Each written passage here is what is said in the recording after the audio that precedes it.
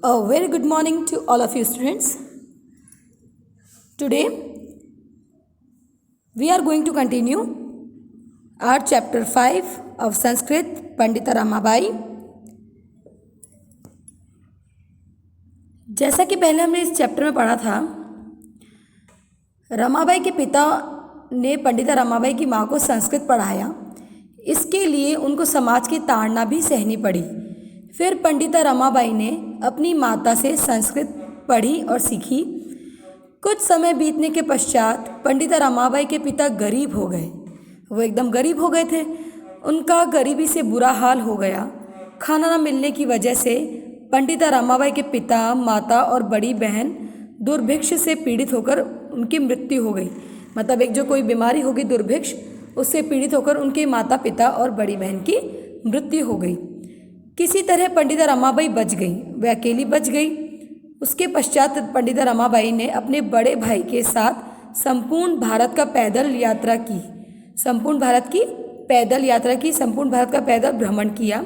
भ्रमण करते करते वे कोलकाता पहुंची। चूँकि वह संस्कृत पहले से ही पढ़ी थी, संस्कृत में विद्वान भी थी, इसलिए वहाँ उन्हें पंडिता और सरस्वती की उपाधियों से विभूषित किया गया।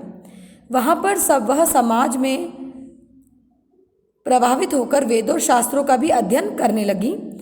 उसके पश्चात स्त्रियों के लिए वेदों और शास्त्रों आदि की शिक्षा के लिए आंदोलन आरंभ किया।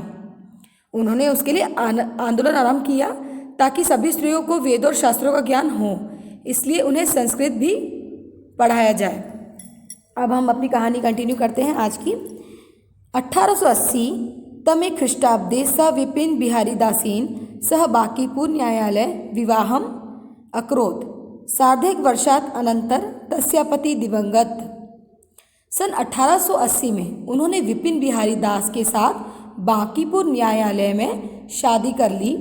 1.5 वर्ष पश्चात सार्धैक वर्षात मतलब 1.5 वर्ष पश्चात उनके पति की भी मृत्यु हो गई। उनके जो हस्बैंड थे उनकी मृत्यु हो गई। सार्धैक वर्षात अनंतर तस्या पति दिवंगत, उनकी मृत्यु हो गई। तदंतर सा पुत्र्या मनोरमया सह जन्मभूमि महाराष्ट्रे प्रत्यागच्छत्। नारीणा सम्मानाय शिक्षाय च सा स्वकीय जीवनम अपीर्तवती। हंटर शिक्षा आयोगस्य समक्ष नारी शिक्षा विषय सा स्वमत प्रस्तुतवती। सा उच्च शिक्षार्थम इंग्लैंड देश गतवती।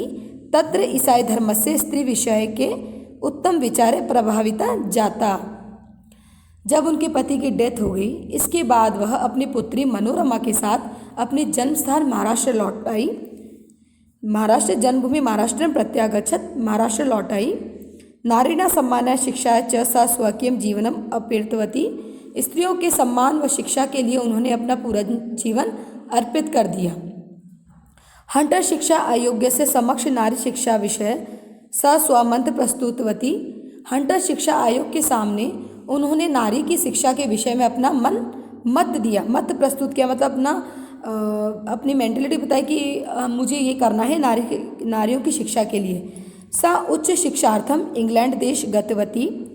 तत्र ईसाई धर्मस्य स्त्री विषय के उत्तम विचारे प्रभाविता जाता। इसके बाद वह उच्च शिक्षा के लिए खुद इंग्लैंड गई। वह खुद आगे की शिक्षा के लिए उच्च हायर स्टडीज़ के लिए इंग्लैंड गई। वह ईसाई धर्म की स्त्रियों के लिए उत्तम विचार को देखकर बहुत प्रभावित हुई।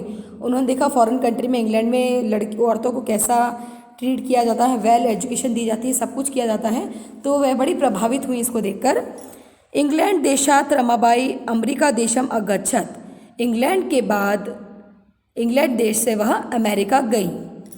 तत्र सा भारतस्य विधवा स्त्रीणां सहायतार्थम अर्थ संचयम अकरोत्। वहाँ पर उन्होंने भारत की विधवा स्त्रियों के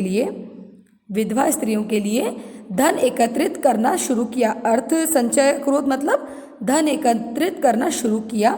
भारतम प्रत्यागत्य मुंबई नगरे सा शारदा सदनम स्थापयत्। इसके पश्चात वह फिर से अपनी जन्मभूमि महाराष्ट्र वापस आ गईं। अस्मिन् आश्रमे निसहाया स्त्रियः निवसन्ति स्म। भारत लौटकर उन्होंने मुंबई शहर में शारदा सदन की स्थापना की। स शारदा सदनम अस्थापत अस्मिन् आश्रमे निसहाय स्त्री निवसति स्म।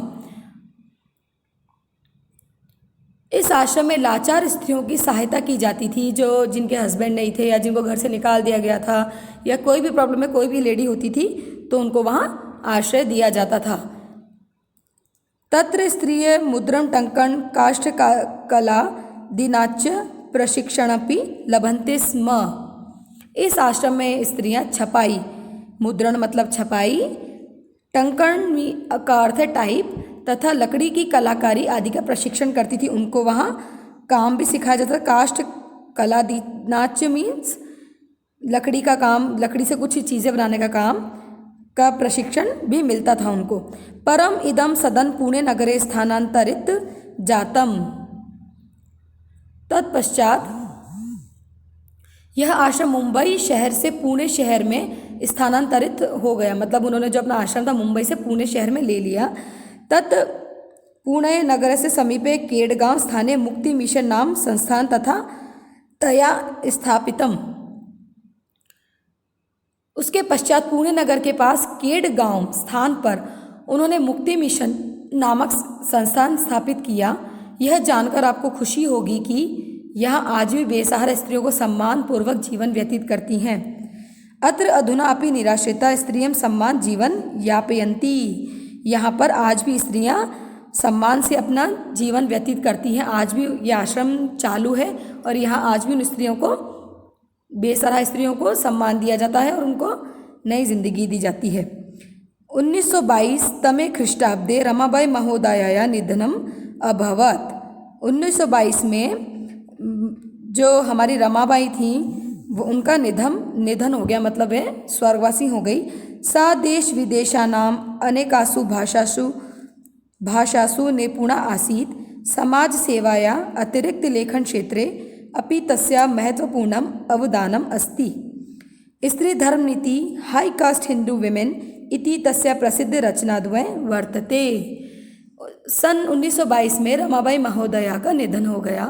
वह देश विदेश की अनेक भाषाओं में परिपूर्ण थी। समाज सेवा के अतिरिक्त लेखन क्षेत्र में भी उनका महत्वपूर्ण योगदान था। जैसा कि मैंने आपको चैप्टर की स्टार्टिंग में बताया था, स्त्री धर्म नीति हाई कास्ट हिंदू विमेन, यह उनकी 2 प्रसिद्ध रचनाएं हैं। ओके स्टूडेंट्स, अब हमने रमाबाई पंडित रमाबाई की हमने जीवनी पढ़ी। I hope you understand well. बहुत ही इंस्पिरेशनल और बहुत ही मोटिवेशनल चैप्टर है। Thank you.